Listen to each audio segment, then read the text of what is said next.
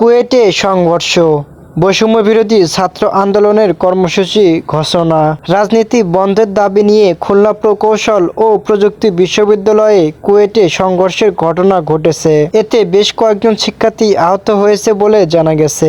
এই ঘটনায় কর্মসূচি ঘোষণা করেছে বৈষম্য বিরোধী ছাত্র আন্দোলন। মঙ্গলবার সন্ধ্যায় সংগঠনটির ভেরিফাইড ফেসবুক পেজে এই কর্মসূচির ঘোষণা দেওয়া হয়।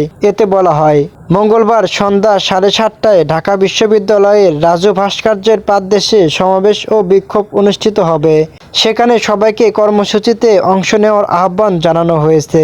আর এক পোস্টে সংগঠনটি বলে, ছাত্রদলের সন্ত্রাস রুখে দাও ছাত্র সমাজ। জানা গেছে, দুপুরে শিক্ষার্থীরা কুয়েটকে রাজনীতি মুক্ত রাখার দাবিতে বিক্ষোভ শুরু করে। তারা স্লোগান দেন, এই ক্যাম্পাসে হবে না ছাত্র রাজনীতির ঠিকানা, ছাত্র রাজনীতির ঠিকানা এই কুয়েটে হবে না। দাবি মোদের একটাই, রাজনীতি মুক্ত ক্যাম্পাস চাই বলে স্লোগান দিতে দিতে বিশ্ববিদ্যালয় ছাত্র হলগুলো প্রদক্ষিণ করেন। পরে কেন্দ্রীয় জামে মসজিদের সামনে ছাত্রদের দুই গ্রুপের মধ্যে উত্তেজনা দেখা দেয়। পরে ধাওয়া পাল্টা দেওয়া কুয়েটের বাইরেও ছড়িয়ে পড়ে। এতে কয়েকজন আহত হয়েছেন।